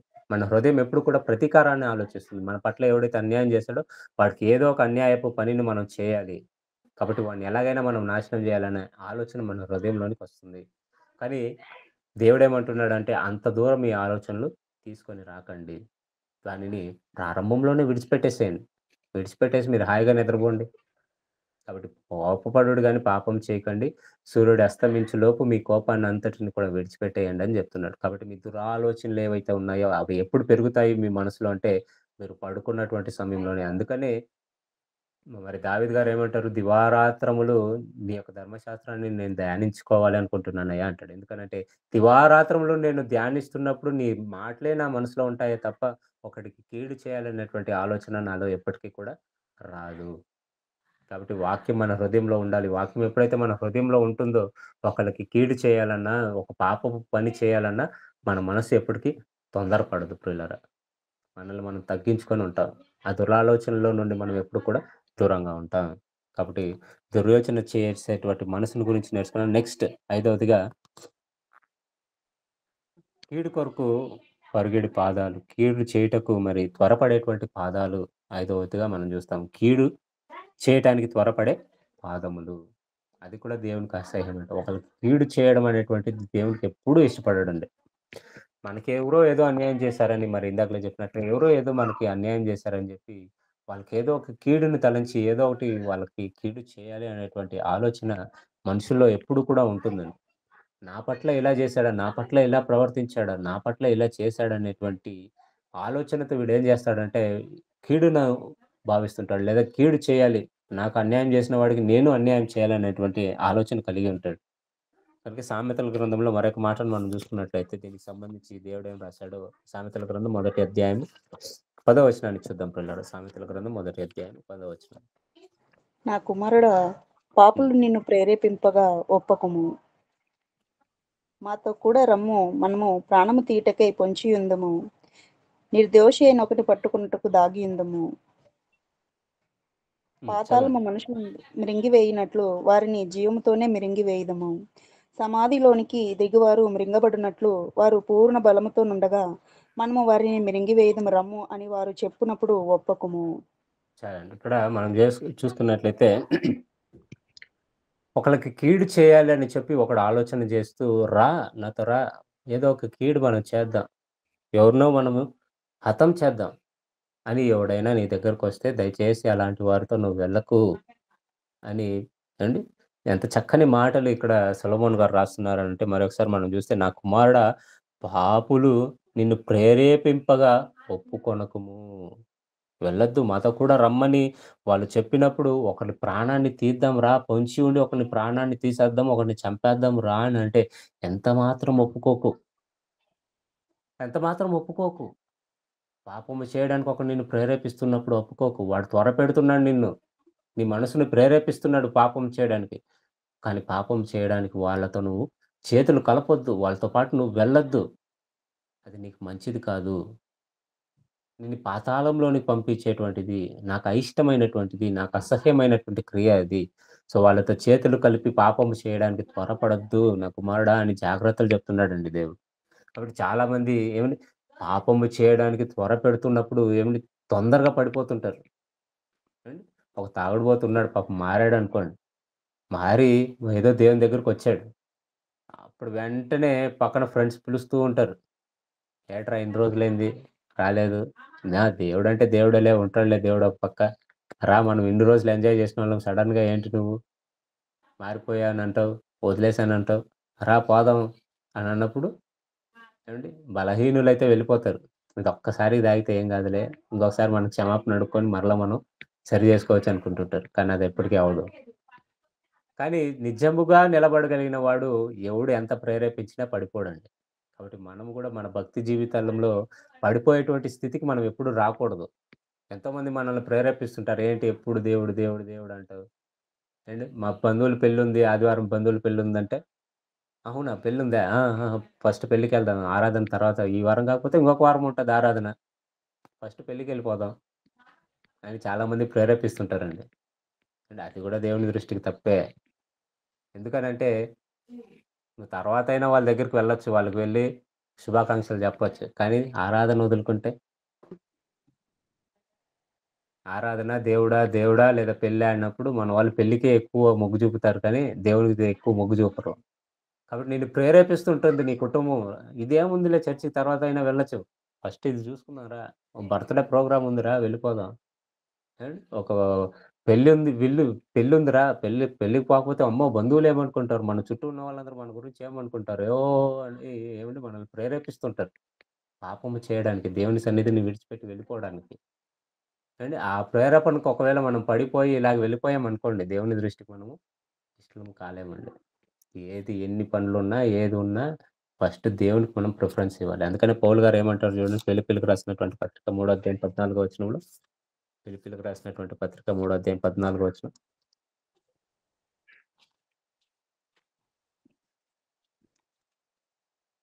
క్రీస్తు యేసునందు దేవుని ఉన్నతమైన పిలుపునకు కలుగు బహుమానమును పొందవలెనని గురి యొద్దకే పరిగెత్తుచున్నాను.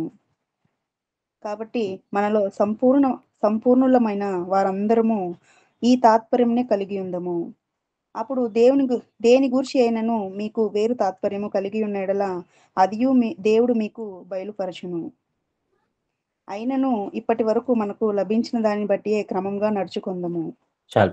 ఇక్కడ మనం చూసుకున్నట్లయితే పౌలు గారు ఏమంటున్నారంటే, కాబట్టి మనము సంపూర్ణమవ్వాలి అని ఒక తాత్పర్యాన్ని గురించి చెబుతూ, నాకిచ్చినటువంటి ఈ పందెంలో నేనేం చేస్తున్నానంటే, పరుగెత్తుతున్నాను. గురి యొద్దకే పరుగెత్తుతున్నాను బహుమానము కొరకు.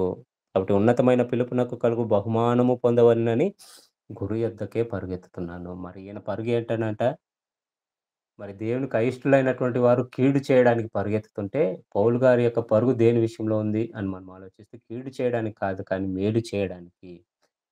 మరి దేవుడిచ్చినటువంటి బహుమానము కొరకు పరిగెత్తుతున్నాను. దేవుడు నాకొక బహుమానాన్ని ఇవ్వబోతున్నాడు. ఆ బహుమానం కొరకు నేనిప్పుడు పరిగెత్తుతున్నాను. ఇదే తాత్పర్యం నేను కలిగి ఉండాలి. నా తుది వరకు కూడా, నా తుది శ్వాస వరకు కూడా దేవుని కొరకే నేను బ్రతకాలి. దేవుని కొరకే నేను పరిగెత్తాలి. దేవుని గురించే నేను ఆలోచించాలి. దేవుని కార్యముల కొరకే నేను నా సమస్త జీవితాన్ని నేను త్యాగం చేయాలనేటువంటి మనస్సు కలిగి పౌలు గారు చెప్తున్నటువంటి మాటలండి. ఇదే తాత్పర్యం మీరు కూడా కలిగి ఉండండి. లోకంలో ఎంతోమంది మిమ్మల్ని ప్రేరేపిస్తుంటారు. భిన్నమైనటువంటి వాటి కొరకు పరిగెత్తడానికి ఎన్నో ఆలోచనలు చెప్తుంటారు. దేవుడండి, దేవుడండి. ఏం దేవుడండి? ఎప్పుడు దేవుడేనా? కుటుంబాలొద్దా? బంధువులొద్దా? బంధువుల మెప్పొద్దా? బంధువులు మనం మెచ్చుకోవాలి గదా! ఒకవేళ బంధువుల దగ్గరకు మనం పాకపోతే మనల్ని ఏమనుకుంటారో? ఏవండీ? నీ ప్రతి అవసరతలో నీ బంధువులో, నీ స్నేహితులో ఎవడో రాడండి. నీ అవసరతలను తీర్చింది దేవుడే మర్చిపోకండి. ప్రతి సమయంలో మీకు తోడుగా ఉండింది, మిమ్మల్ని బలపరిచింది, మీ కుటుంబ సమస్యలలో మీకు తోడుగా ఉండి మిమ్మల్ని నడిపించింది, మీ అనారోగ్యంలో మీకు తోడుగా ఉండింది. మీకు ఏమండి అవసరాలలో ఉన్నప్పుడు మీకు సహాయపడిందంతా కూడా దేవుడే. ఆ దేవుడిని మనం మర్చిపోయి ఏవండీ ఏదో ఒక 4 బిర్యానీ ముక్కలేస్తారని జెప్పేసి బంధువుల ఎదుకు పరిగెత్తిపోతుంటారే అది చాలా తప్పండి. దేవుని కొరకు పరిగెత్తండి. అది దేవుడు కావాల్సినటువంటి మనస్సు. దేవుని కొరకు పరిగెత్తే వాళ్ళు కావాలి. దేవుని గురించి ఆలోచించే వాళ్ళు కావాలి. దేవుని కొరకు పనిచేసే వాళ్ళు కావాలి దేవునికి. అదే దేవునికి ఇష్టమైనటువంటిది. పౌలు గారు అదే జెప్తున్నాడు. నేను దాని కోసమే ప్రయాసపడుతున్నాను. ఇంక అంతేగాని నా బంధువులు, నా చుట్టాలు, నా వారు ఇయన్నీ నేనెప్పుడో తోసేసాను. నాకున్నదంతా సమస్తం పెంటతో సమానంగా ఎంచుకున్నానంటే ఆయన ఆస్తులేదో వదిలేసుకొనొచ్చాడని అనుకోకండి. కేవలం ఆస్తులే గాదు ఆయనకున్నటువంటి బంధువులు, మిత్రులు అందరిని గూడా వదిలిపెట్టేసొచ్చేసాడు. తెలుసా మీకు? ఒంటరిగానే పోరాడాడు దేవుని కొరకు. మనం కూడా దేవుని కొరకు ఒంటరిగానే పోరాడాలి. ఏదో మన బంధువులు, మన స్నేహితులు మనకేదో మేలు జేస్తారని అనుకోకండి. వాళ్ళ దగ్గర ఉంటేనే ఒక రూ. 10 మీరు వాళ్ళ దగ్గర వెళ్లి అడిగారనుకోండి, వాడి దగ్గర ఒక 100, 200 ఉంటే నీకు రూ. 10 ఇస్తాడు. వాడి దగ్గరే 10 ఉందనుకోండి, ఆ 10 నీకిస్తాడా? ఇవ్వడు. కానీ దేవుడు నీకు ఏదో ఒక రీతిగా సహాయం జేస్తాడు. కాబట్టి మన పాదములు దేని కొరకు పరిగెత్తాలి అననంటే దేవుని కొరకే పరిగెత్తాలి. కీడు చేయటానికి పరిగెత్తకూడదు. దేవునికి అయిష్టమైనటువంటి పనులను చేయడానికి పరిగెత్తకూడదు. నెక్స్ట్‌ది మనం జూసుకున్నట్లయితే ఆరోదిగా లేని వాటిని పలుకు అబద్ధ సాక్షి. లేని వాటిని పలుకు అబద్ధ సాక్షి. అబద్ధ సాక్ష్యాలు చెప్పకూడదు. అంటే కొన్ని సందర్భాలలో కొంతమందిని దోషిగా నిలబెడుతున్నప్పుడు కోర్టులలో ఏం జేస్తారనంటే అబద్ధ సాక్షులకు డబ్బులిచ్చి పిలిపించుకుంటుంటారు. ఏదో ఒక కేస్‌లో ఒక ఎవిడెన్స్ కావాలి, విట్‌నెస్ కావాలి అనన్నప్పుడు, ఈ డబ్బున్న వాళ్ళు చేసే పనేంటి ఆ కేస్‌లో నుంచి తప్పించుకోవడానికనంటే, అంటే ఒకవేళ ఒక డబ్బున్నవాడు కారుని తోలుతున్నాడనుకోండి. కొన్ని కొన్ని సందర్భాలలో ఈ రాజకీయ నాయకుల కొడుకులు ఓవర్‌గా తాగేసి వాహనాలు తోలుతుంటారు. వీళ్ళు వెళ్ళిపోయి ఎవరినో గుద్దేస్తారు. గుద్దేసిన తర్వాత ఆ కేస్‌ని ఎలా తిప్పుతారననంటే, మరి తోలిన వాడు నా కుమారుడు కాదు గానీ, వాడు ఎనకాల కూర్చొనున్నాడు. ఒక డ్రైవర్ ఎవడో ఒకడికి డబ్బిచ్చేసి, అక్కడ తీసుకొనొచ్చేసి ఆ కేస్‌లో ఇరికిచ్చేస్తుంటారు. నీ కుటుంబానికి కావాల్సినదంతా మేము చూసుకుంటాము. నువ్వు ఈ ఆరోపణ లేదా ఈ విషయం నువ్వు చేసినట్టుగా, ఈ యాక్సిడెంట్ నువ్వు చేసినట్లుగా ఒప్పుకో అని చెప్పి కోర్ట్‌కి తీసుకొనొస్తుంటారు. అంటే అబద్ధ సాక్ష్యం పలకడం దేవునికి ఎప్పటికి ఇష్టముండదు. నిర్గమకాండము 23వ అధ్యాయం మొదటి వచనాన్ని మనం చూసుకున్నట్లయితే నిర్గమకాండం 23వ అధ్యాయం మొదటి వచనంలో లేని వార్తను పుట్టింపకూడదు. అన్యాయపు సాక్ష్యములు పలుకుటకై దుష్టునితో నీవు కలియకూడదు. దుష్కార్యము జరిగించుటకై సమూహమును వెంబడించవద్దు. న్యాయమును త్రిప్పివేయుటకు సమూహంతో చేరి వ్యాజ్యంలో సాక్ష్యము పలుకకూడదు. వ్యాజ్యమాడువాడు బీదవాడైనను వాని ఎడల పక్షపాతముగా నుండకూడదు. చాలు పిల్లలారా. ఇక్కడ మనం చూసుకున్నట్లయితే ఇక్కడ మరి ధర్మశాస్త్ర గ్రంథంలో దేవుడు రాయిస్తూ ఒక మాట ఏమంటున్నాడనంటే, అబద్ధ సాక్ష్యం మీరు లేని వార్తను నువ్వు పుట్టించకూడదు. అన్యాయపు సాక్ష్యం నువ్వు పలకకూడదు. దుష్టునితో నువ్వు చేయి కలపకూడదు. మరి న్యాయము త్రిప్పివేయుటకు సమూహముతో చేరి వ్యాజ్యములో సాక్ష్యము పలుకకూడదు. వ్యాజ్యమాడేటప్పుడు పేదవాడైనా, ధనికుడైనా నువ్వేం చేయకూడదంటే పక్షపాతము నువ్వు చూపించకూడదు. కాబట్టి తన సహోదరుని పట్ల అబద్ధ సాక్ష్యము పలకకూడదు. సంఘంలో లేదా ఏదో ఒక విషయంలో మనకి ఎవరో ఒకళ్ళు తప్పు చేశారు అనే వార్త మన దగ్గరకొచ్చిందనుకోండి. త్వరపడేసి అవునా? నిజమా? ఆ బ్రదర్ ఇలా చేశాడా? ఆ సిస్టర్ ఇలా చేసిందా? అని మనం మాట తొందరగా వదలకూడదు. అది నిజమా? కాదా? అని మనం పరీక్షించి తెలుసుకోవాలి. కాబట్టి లేని వార్త కొంతమంది ఒకళ్ళ ఇష్టం లేదనుకోండి. వాళ్ళ గురించి లేనిపోని వార్తలన్నీ చెప్తుంటారండి. కొంతమందికి ఇదొక రోగం. ఏమనంటే ఒక వ్యక్తి ఇష్టం కాలేదనుకోండి. ఇష్టమైనంత వరకు ఆ వ్యక్తితో బాగానే ఉంటారు. ఎప్పుడైతే ఆ వ్యక్తి ఇష్టం కాకుండా పోతాడనుకోండి. లేదా ఏదో ఒక ద్వేషం వచ్చింది. ఏదో ఒక చిన్న తగాదా వచ్చిందనుకోండి. అప్పటినుంచి ఉంటుంది చూడండి. వాడు ఇలాంటోడు, అలాంటోడు, ఇలా జెప్పాడు, ఇలా జెప్పాడు, అలా జెప్పాడని జెప్పి ఎన్నో అబద్ధపు మాటలు పలుకుతుంటారు. కాబట్టి ప్రియులారా దేవునికి అయిష్టమైనటువంటిది అబద్ధ సాక్ష్యం పలకటం. కాబట్టి అబద్ధ సాక్ష్యం మనం పలకకూడదు. మన సహోదరుల విషయంలో మనం ఎప్పటికి కూడా అబద్ధ సాక్ష్యం పలకకూడదు. అబద్ధం చెప్పకూడదు. ఒకవేళ మనకేదైనా ఒక విషయంలో ఒక వ్యక్తి గురించి మనకేదైనా ఒక విషయం వచ్చిందనుకోండి. అది ఎంత మట్టుకు నిజమో, అబద్ధమో అని తెలుసుకొని, ఆలోచించి, ఆ తర్వాత పలకాలే తప్ప, మరి మన నాలుకుంది గదా! అని జెప్పి ఇష్టం వచ్చినట్టుగా ఒక వ్యక్తి గురించి అబద్ధాలు మనము పలకూడదు. ఇంకా ఆఖరిగా మనం జూసుకున్నట్లయితే ఏడవదిగా అన్నదమ్ముల మధ్య జగడములను పుట్టించువాడు. అన్నదమ్ముల మధ్య జగడములను పుట్టించువాడు. జగడము దేవునికి ఇష్టం కానటువంటిది జగడమండి. కానీ అన్నదమ్ముల మధ్యనే చిచ్చు పెట్టేటువంటి వారు కొంతమందుంటారు. బాగుంటారండి పాపం. బాగున్నటువంటి వారిలో అది కుటుంబ వ్యవస్థలో గాని, అలా సంఘ వ్యవస్థలో గాని చిచ్చులు పెట్టేవాళ్ళు చాలామందుంటారు. బాగున్నటువంటి వారి మధ్య చిచ్చులు పెట్టేవాళ్ళుంటారు. అది గూడా దేవునికి అసహ్యం. అన్నదమ్ములు బాగున్నారనుకోండి అప్పుడప్పుడు ఒక సామెత ఉంటది మన తెలుగువారు మాట్లాడే మాట. మరి తోడబుట్టిన వారు మంచివారైనా, వచ్చిన వారు మంచివారు కాదంట. అర్థమైందా? తోడబుట్టిన వారు మంచివారైనా, వచ్చిన వారు మంచివారు కాదండి అంటుంటారు. అంటే కోడంట్రు వస్తారు. అన్నదమ్ములేమో పాపం చిన్ననాటి నుండి బాగానే ఉంటారు. ఈ వచ్చిన కోడళ్ళేం జేస్తారు, వాళ్ళ మధ్య వాళ్ళు తగాదాలు పెట్టుకొని అన్నదమ్ములకు పెట్టేస్తుంటారు లాస్ట్‌కి. వీళ్ళు కొట్టుకునేటట్టు జేస్తారు. అది గూడా దేవునికి అసహ్యమండి. చేయకండి అలాంటి పనులు. మీరు ఒక కుటుంబంలోనికి ఒక కోడలిగా వెళ్లారు అనుకుంటే, ఆ కుటుంబాన్ని కాపాడేవారుగా ఉండాలి. ఆ కుటుంబాన్ని సంరక్షించేవారుగా మీరుండాలి. ఆ కుటుంబాన్ని పోషించేవారుగా ఉండాలి. ఆ కుటుంబాన్ని నిలబెట్టేవారుగా మీరుండాలే తప్ప, ఎప్పుడు కూడా ఏవండీ ఆహ్, మీరు కోడలుగా వచ్చినటువంటి వారు తగాదాలు పెట్టుకొని అన్నదమ్ముల మధ్య ఎప్పుడు కూడా తగాదాలు పెట్టకండి. అది దేవునికి అయిష్టం. అదే రాస్తున్నాడిక్కడ. అన్నదమ్ముల మధ్య జగడములను పుట్టించు వారు కూడా దేవునికి అసహ్యమంట. మరి ఒకవేళ ఇలాంటి మనసు మీలో ఉందేమో ప్రశ్నించుకోండి. ఇకపోతే సంఘంలో గూడా అన్నదమ్ముల మధ్య చిచ్చులు పెడుతుంటారు. అంటే సంఘంలో సహోదరులుంటారు. అన్నదమ్ములుంటారు. అంటే దేవుని రక్తము చేత కడగబడినటువంటి సహోదరులు. తోడబుట్టినటువంటి వారు గాదు. కాబట్టి వీళ్ళ మధ్య కూడా చాలామంది ఏం చేస్తుంటారంటే కలహాలు రేపుతుంటారు. అలాంటివి దేవునికి ఇష్టం గాదు. మరి ఒక మాటను చూసుకుందాం. కొరింథీయులకు రాసినటువంటి పత్రిక, మొదటి పత్రిక, మొదటి అధ్యాయం 11వ వచనాన్ని చూసుకున్నట్లయితే కొరింథీయులకు రాసినటువంటి మొదటి పత్రిక, మొదటి అధ్యాయము 11వ వచనం.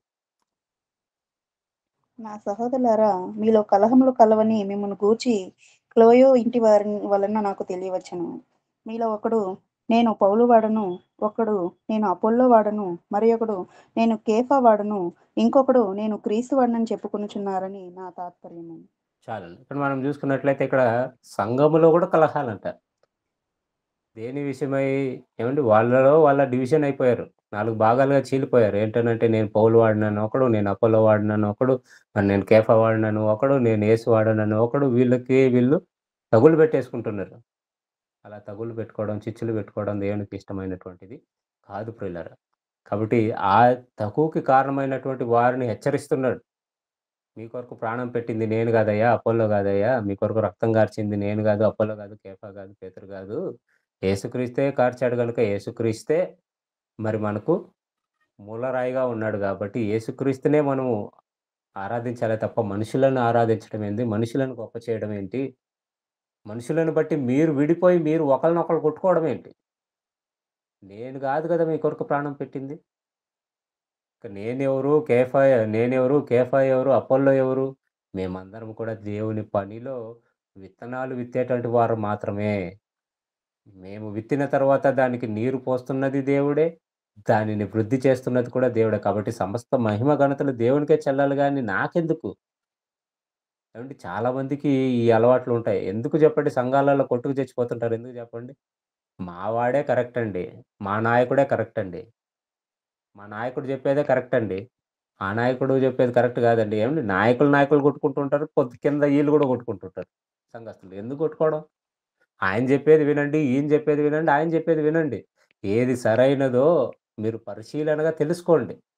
అంటే బెరెయ సంఘస్థులు ఏం జేశారు? వాక్యం విత్తబడినప్పుడు పౌలు గారు విత్తుతున్నప్పుడు, పౌలు, బర్నబాలు విత్తుతున్నప్పుడు వాళ్ళు విన్నారు. వినడంతోనే ఇది పౌలు గారు జెప్పాడు. ఓహ్! గొప్ప అపోస్తలుడేనా? కాబట్టి ఈయన జెప్పాడు గాబట్టి ఈయన జెప్పేదంతా కరెక్టే అని వాళ్ళెప్పుడు ఆలోచించలేదండి. ఆయన జెప్పింది వాక్యానుసారంగా ఉందా? లేదా? కాబట్టి మనుష్యుల పూజలు జేయకండి ఎప్పటికి కూడా. ఎవరు గొప్పవారు? ఏవండీ ఈ పలానాయన గొప్పాయనండి. ఈయన జెప్పేదంతా కరెక్ట్ అండి. ఆయన జెప్పాడండి. ఆయన జెప్పేదంతా కరెక్ట్ అండి. ఎప్పటికి కూడా అలా వాక్యాన్ని మీరు ఈ వాక్యం పట్ల కొట్టుకు చచ్చిపోకండి. మావాడు జెప్పింది కరెక్ట్ అంటే, మావాడు జెప్పింది కరెక్ట్ అని కొట్టేసుకుంటుంటారు సంఘాలలో. ఇవే గదా! భేదాలను పుట్టించేది ఒక సంఘానికి, మరొక సంఘానికి. ఏవండీ? ఎవ్వడైనా సరే, వాడెంత వాడైనా సరే, చెబుతున్నటువంటి వాక్యము వాక్యానుసారంగా చెబుతున్నాడా? లేదా? చూడండి అంతే. వినండి. ఎవ్వరు జెప్పినా వినండి. కానీ అది వాక్యానుసారంగా ఉందా? లేదా? అని ఆలోచించండి. వాక్యానుసారంగా అంటే స్వీకరించి దాని ప్రకారంగా నడవండి. వాక్యానుసారంగా లేదా? ఎవ్వరు జెప్పినా దానిని పక్కన బెట్టేసేయండి. అది మనము క్రైస్తవులుగా నేర్చుకోవాల్సినటువంటి అలవాటండి. కలహాలొద్దు. వ్యక్తులను బట్టి, ఆ వ్యక్తులు చెప్తున్నటువంటి మాటలను బట్టి కలహాలొద్దు. భిన్నాభిప్రాయాలొద్దు. ఎందుకంటే మీకు కొద్ది జ్ఞానం ఉంటుంది. ఆలోచించేటువంటి జ్ఞానం అంటారు దాన్ని. ఆ ఆలోచించేటువంటి జ్ఞానంతో ఎవరు ఏం జెప్తున్నారో దాన్ని ఆలోచించి, దాన్ని స్వీకరించే మాటలైతే స్వీకరించండి. అవి స్వీకరించాల్సినటువంటి అవసరం లేనటువంటి మాటలని అనిపిస్తే దానిని విడిచిపెట్టేసేయాలి. కాబట్టి కలహాలొద్దు సంఘాలలో. దేవుడు కోరుకున్నదొకటే అందరూ ఒకటిగా ఉండాలని. కానీ అన్నదమ్ముల మధ్య చిచ్చులు పెట్టేస్తున్నారు. ఏం చిచ్చులు? ఇదో వాక్యం విషయంలోనే గొడవలు. యూట్యూబ్ ఓపెన్ జేస్తే వీడి మీద వాడు, వాడి మీద వీడు దుమ్మెత్తి పోసుకోవడమే. నేను జేసేది కరెక్టు. నేను జెప్పేది వాడి మీద నేను వాడిని విమర్శించేది కరెక్ట్ అని సమర్థించుకుంటున్నారు. అసలు విమర్శ చేయకూడదురా నాయనా అంటే వినరు. మరి పోనీ విమర్శ చేస్తున్నావు అనంటే వాక్యానుసారంగా చెయ్యి. వెళ్ళు వాడి దగ్గరికి వెళ్ళు మాట్లాడు. వాడి దగ్గరికి వెళ్లి మాట్లాడి ఈ ఈ విషయంలో మీరు మాట్లాడింది తప్పని చెప్పమను. లేదు. మరి ఇప్పుడు మీకు ఎలాగో యూట్యూబ్ ఉంది కాబట్టి ఇవన్నీ చెప్పగలుగుతున్నారు. మరి లేని కాలంలో ఎలా చెప్పారు? ఏవండి? టెక్నాలజీని దేవుని కొరకు వాడండిరా అని దేవుడిస్తే వీళ్ళు కొట్టుకొని చచ్చిపోవడానికి వాడుకుంటున్నారు. మళ్ళీ వీళ్ళకొక గ్రూపు, వీళ్ళకొక గ్యాంగు, వీళ్ళకొక ఫ్యాన్స్ ఏవండి? ఎక్కడికి వెళ్ళినా ఈ కలహాలే, కలహాలే, కలహాలేనండి. దయచేసి అలా చేయకండి ప్రియులారా. ఎవరు వాక్యం చెప్పినా వినండి. విని సత్యమైనటువంటి వాటిని స్వీకరించండి తప్ప అసత్యమైన వాటిని విడిచిపెట్టేసేయండి. ఎందుకంటే ప్రతి సందర్భంలో అసత్యములు చెప్పేవారిని మనం ఎదిరించలేం, వాదించలేం వాళ్ళతో. కానీ మనకంటూ కొద్ది జ్ఞానం ఉంటుంది గనుకటి, ఆ జ్ఞానానుసారంగా దేన్ని స్వీకరించాలో దాన్ని స్వీకరిద్దాం. మనకు అవసరం లేనటువంటి దానిని విడిచిపెట్టేద్దాం. అలా సంఘం ఎదగాలని దేవుడు ఆశపడ్డాడు గానీ, వీళ్ళు కొట్టుకొని చంపేస్తున్నారు. ఏవండీ? అలా కలహాలు పుట్టించేవాడు ఉంటాడు గదా! అలాంటి వారంటే దేవుడికి ఎప్పటికీ ఇష్టం లేదండి రాసిపెట్టుకోండి. కాబట్టి 7 గురించి ఏవండీ చిన్నగా చెప్పాడు సొలొమోన్ గారు. కానీ వారి ఆంతర్యంలోనికి వెళ్ళిపోతే, లోతుల్లోనికి వెళ్ళిపోతే మరి ఎన్నో విషయాలు మనకు అర్థం కానటువంటి విషయాలు అర్థమైపోతుంటాయి. కాబట్టి అన్నదమ్ముల మధ్య చిచ్చు పెట్టకండి. అంటే వాక్యాన్ని జెప్పేసి నేనే కరెక్ట్, నేనే కరెక్ట్ అని జెప్పి వాదించుకోకండి. దేవుడు జెప్పినటువంటి మాటలు వాక్యానుసారంగా ఉన్నాయా? లేవా? దేవుడు జెప్పినటువంటి మాటలకి ఇవి దగ్గరగా ఉన్నాయా? లేవా? పరిశీలించండి. అది ఎవడు జెప్పినా స్వీకరించండి. లేకపోతే వదిలేయండి. కానీ చిచ్చులు మాత్రం, గొడవలు మాత్రం పెట్టుకోకండి. అర్థమైందనుకుంటాను. మరి 7 విషయాలను గురించి దేవునికి అసహ్యమైనవి, హేయమైనవి 7 కలవు. కాబట్టి ఆ 7 ఏదైనా మనలో ఉందా అని మనల్ని మనం ప్రశ్నించుకుందాం. ఒకవేళ మనలో ఏవైనా ఉంటే వాటిని మనం విడిచిపెట్టుకునే ప్రయత్నం చేద్దాం ప్రియులారా. కాబట్టి పాఠం అర్థమైందనుకుంటాను. ఏదైనా డౌట్స్ ఉంటే అడగండి. లేదంటే ప్రార్థన చేసి ముగిస్తాను.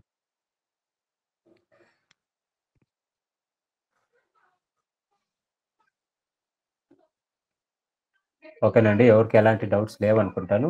మరి ప్రార్థన చేసుకొని ముగించుకుందాం. తర్వాత ఎప్పుడైనా కూడా మీకు ఒకవేళ డౌటొస్తే ఏదైనా డౌట్స్ ఉంటే తర్వాతైనా మీరు అడిగే ప్రయత్నం చేయండి. వాటిని క్లారిఫై చేసుకునే ప్రయత్నం చేయండి. అందరం కళ్ళు మూసుకున్నట్లయితే ప్రార్థించుకుందాం. మమ్మల్ని అతి మిక్కిలిగా ప్రేమించినటువంటి మా ప్రియ పరలోకపు తండ్రి, మీ పరిశుద్ధమైన నామానికి, ఉన్నతమైన నామానికి స్తుతులు, స్తోత్రాలు చెల్లించుకుంటున్నాం నా తండ్రి. ఇంతవరకు మీరు మాకు తోడుగా ఉండి, ఈ మాటలను మేము ధ్యానించుకోవడానికి ఇచ్చినటువంటి సమయం కొరకై, మరి ఈ వాతావరణం కొరకై మీకు వందనాలు తెలియజేసుకుంటున్నాం నా తండ్రి. అవునా ప్రభా! మీకు అసహ్యమైనవి 6 కలవు. మరి హేయమైనవి 7 కలవని మీ లేఖనాలు సెలవిస్తుంటున్నాయి నా తండ్రి. అవి మాలో ఉండకూడదని మీరు ఆశపడుతున్నారు గనుకనే మరి సొలొమోన్ గారి ద్వారా మాటలు మీరు రాయించారు.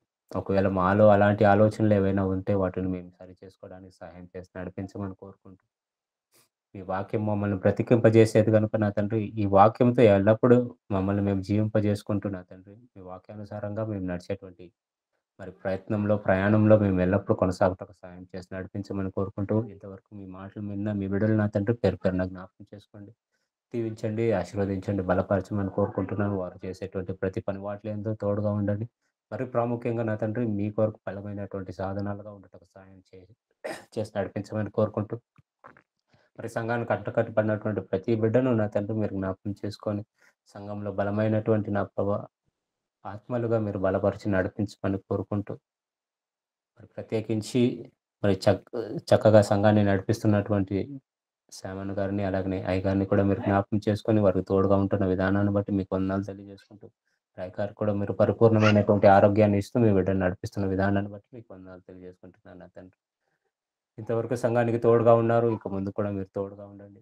మరి మీ బిడ్డలు అనేకమైనటువంటి కార్యక్రమాలు మీ సంఘంలో మీ కొరకు జరిగించడానికి సహాయం చేసి నడిపించమని కోరుకుంటూ, బలపరచండి మీ బిడ్డలను నడిపించమని కోరుకుంటూ, సంఘంలో ఉన్న ప్రతి బిడ్డ నా తండ్రి సంఘం యొక్క నా తండ్రి ఎదుగుదల కొరకు పాటుపడుటకు సాయం చేసి నడిపించమని కోరుకుంటూ, మరి మౌనంగా మేము సంఘంలో ఉండక నా తండ్రి మీ కొరకు బలీయమైనటువంటి పనులను చేసే వారంగా మా వంతు మేము పని చేయడానికి సాయం చేసి నడిపించమని కోరుకుంటూ, మమ్మల్ని అందరినీ కూడా మీ చేతులకు అప్పగించుకుంటూ నా తండ్రి మరి మేము చేస్తున్నటువంటి పరిచర్యలో కూడా మాకు తోడుగా ఉండి నడిపించమని కోరుకుంటూ, మీ బలాన్ని అనుగ్రహించి నడిపించమని కోరుకుంటున్నాను నా తండ్రి.